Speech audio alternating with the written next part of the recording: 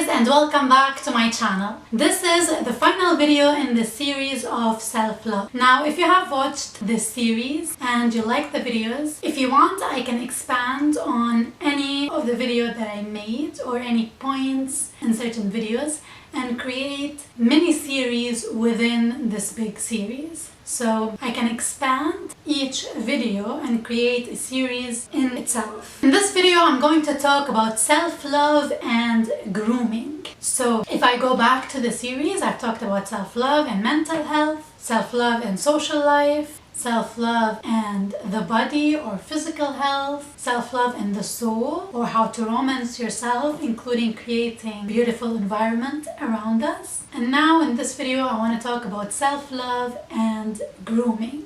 Now, grooming can be different and is supposed to be different for each one of us. There are certain things that society has instilled upon us to think that this is the way we should take care of ourselves, but this is something very personal. So in this video, instead of telling you things that you're supposed to do in grooming yourself, I'm gonna give you 10 tips about general grooming. Tip number 1 is it doesn't matter what your definition of grooming is. The most important thing for you to do is to invest in yourself first. So take the time to invest in yourself. Essentially, what that means is investing in your mental health, in your physical health, investing in good social relationships, and learning how to be a part of this good social relationship, because you need to be proactive and you need to be one of these positive people in the social group and the main positive influence in your life. This could also mean taking care of your environment, taking care of your soul,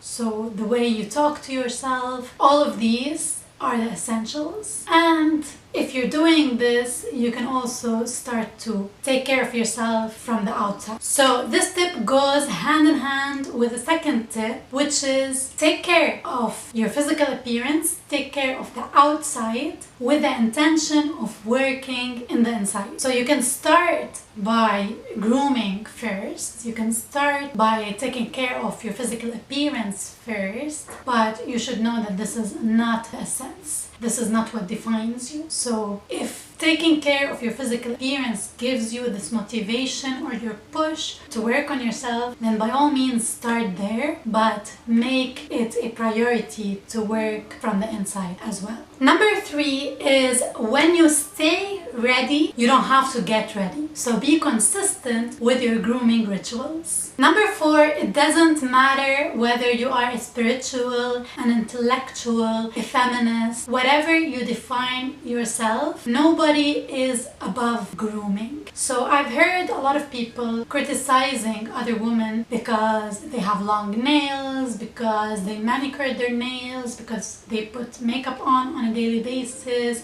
because they dress up on a daily basis. And these people would be saying that this is not supposed to be your priority. You have to concentrate on your mental health, you have to concentrate on your spirituality. And the thing is, we usually don't know whether these women are concentrating on their spirituality and their physical or mental health or whatever their priority is, alongside taking care of their physical appearance. So instead of criticizing them, you can allow for this to happen.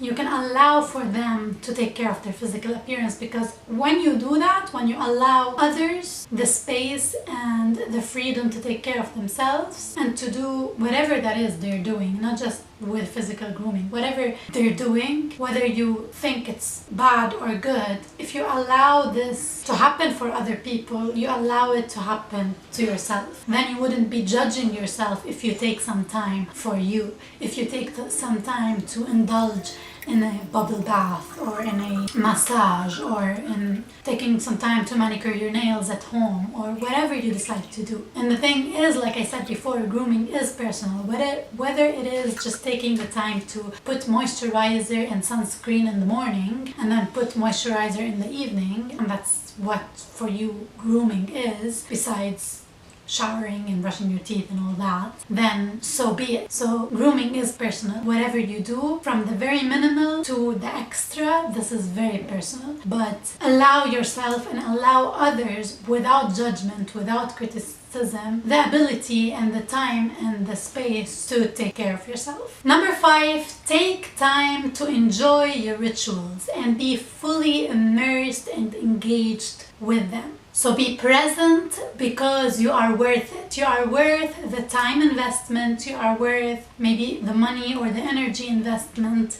that you put in the moment. You are worth this investment to feel taken care of, especially by you. Tip number 6 is just there to make your life easier, which is have a go-to look, have a defined style. So if you have heard about having a capsule wardrobe, this is something that I really believe in. Instead of buying from impulse, instead of buying a lot of things and being so overwhelmed by the amount of things that you have and having a cluttered closet without knowing what's inside it, and every time that you want to go out you feel overwhelmed about what you want to wear, you can have this capsule model for everything. For what makeup you have, for what clothes do you have, for even you can do it for your meal times or your activity times. So you can start with having these items, these preset items that you love. You love their design, you love their fit, you love their style, you love the pattern, you love the colors, and you know that these are the things that you have, these are the things that you buy, and it is an experiential process. You have to experiment a lot before you reach this goal. So experimenting is not bad, but once you know that these colors look good on you, once you feel good with these colors and this style, whether you feel it or whether other people compliment you and you love this, but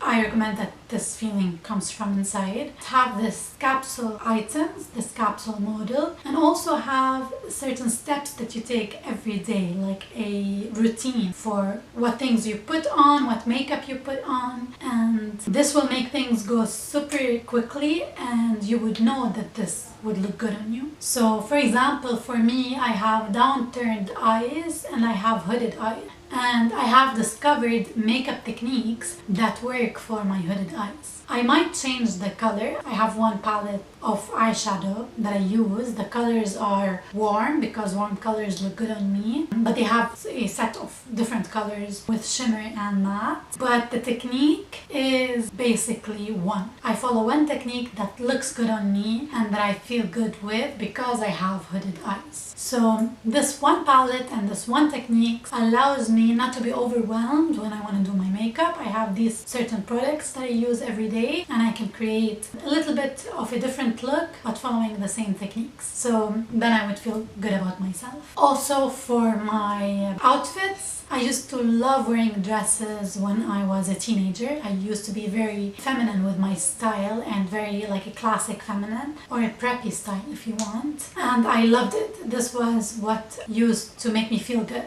Now what makes me feel good is when I'm wearing, basically when I'm wearing minimalist outfit. So solid colors, small, simple patterns, more neutral colors, and the fit and the style. I would love it if it's comfortable. So comfy style is my priority.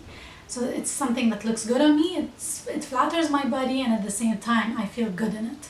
If I want to move around, if I want to sit and stand and study for a long period of times, I know that I still feel comfortable and still feel good with these clothes. So having a go-to style and a capsule model is something that I really recommend. Number 7 is dress for the occasion but never dress down. So if you are hiking, if you are walking in the park, if you are going to the gym, instead of just wearing those items that are super old because you don't want to ruin your new items, you don't want to ruin your new clothes, buy things that are loungewear or that are for the gym or that are special for walking or for hiking or for hanging out. So dress for the occasion. Don't put a lot of effort where effort is not necessary, but don't dress down. Don't dress with super old clothes that have some wears and tears, that have holes in them, that have stitches, that are dirty, or that have some stains that can't be removed. Just buy clothes that are for the occasion. They might not be expensive, they might be the cheapest clothes, but they look good on you, they flatter you, and they flatter the occasion. Number 8 is to dress your worth. And I'm not saying that if you're wearing something like super short, if you're wearing something revealing that you're unworthy, or I'm not slut shaming here. What I'm saying is that you are the one who decides your worth. Dress your own worth. If you imagine yourself in the future, or if you imagine yourself right now, what do you want to portray yourself as? What is the image that you want to show for others? What is the image that you want to appear as? And I'm not saying this is something that you manipulate others with. It's something that it creates your vibes, it creates your energy, it gives you the motivation to pursue your goals, or to pursue that image that you want to achieve. But at the same time, you have to decide this image. You have to decide what is your worth. Something that used to happen with me, and this is something that happens when you are not feeling fine, when you are letting yourself down, when you are not loving yourself. And you can refer to my 4 levels of self-love, or what Candace Unida refers to them as the 4 levels of femininity. When you are at the lower levels, and when you are not taking care of yourself, when you are not loving yourself properly, you let others assign your own value. So this is something that used to happen to me. I would dress like with these super feminine dresses. When a specific person is with me, I feel weird, I feel self-conscious. So something that I have learned is, when you are dressing for your own worth, dress for your self-worth that you have assigned to yourself, for the value that you have assigned to yourself, for the image that you have assigned to yourself, but not for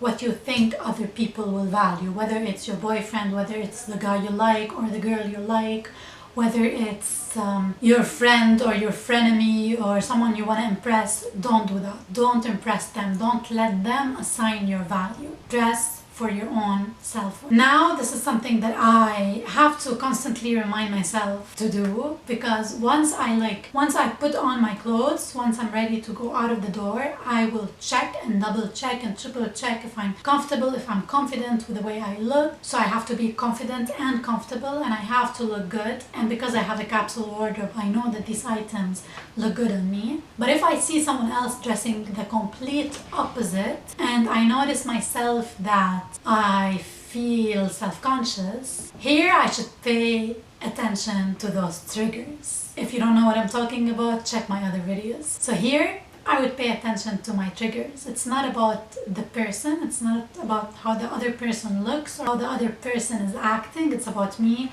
and the feelings that I let the other person make me feel. So I don't give or allow this person to have this priority over my life, or to have this say in how I see myself. So anytime I'm going out of the door, I check with myself first, with how I'm comfortable, with the way with how the item feels on my body, with the way I feel in this item. My comfort and my style is a priority, and I check with the image that I want to portray. And if I feel that I need to change anything, I would ask myself if this is something I truly want, or if I feel triggered right now. And why do I feel triggered? And of course, number 8 goes hand in hand with the other tip, which is don't criticize yourself and stop selling yourself to others. So just like dressing your self-worth, your own worth, Don't sell yourself to other people. By letting others control this aspect of yourself, basically you are selling yourself to other people.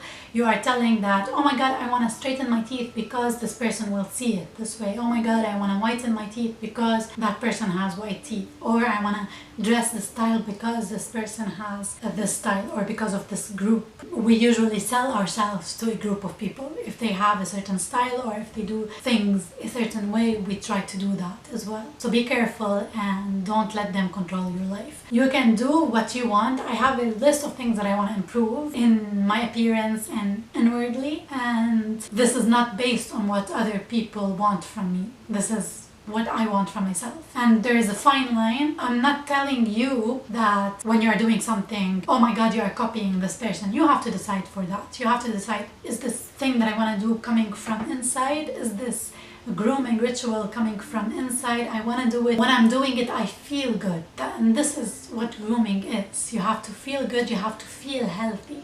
Grooming basically is our way to look and feel healthy. So do I feel healthy? Do I feel good? Can I indulge in the moment and be present? Or am I doing it for other people? So when I am in the moment, I dread it. I don't like it because it's someone else who is controlling this thought or this behavior. So you have to be the one who decides that. I can't decide it for you. Number 10, when you are doing any type of grooming, whether you want to dye your hair or when you want to cut your hair, or you want to do microblading, or you want to do lash extensions, or you want to buy a new moisturizer or brush your teeth or whatever, ask yourself, how much maintenance does this ritual need? Or when you want to buy something new, ask how much maintenance does this item need, and how much is it taking out of your time, your money, and your energy, and whether it is worth these investments. Anytime you're investing in something, the only thing we think of is we are investing our money in it. But essentially you are investing much more than that. You are investing your energy, you are investing your time and your money, and you have to make sure that it is worth it. So any ritual that you have, whether it's related to grooming or other things in your life, ask yourself, what am I investing in? And if this thing is worth it. So that is it for this video. If you enjoyed it, click the thumbs up. If you have any questions or comments, don't hesitate to leave them in the comments down below. If you want me to elaborate on any point, leave it in the comments down below. Don't forget to subscribe, hit the notification bell to see my video every week. And I will see you in the next one. May you have a clutter-free life.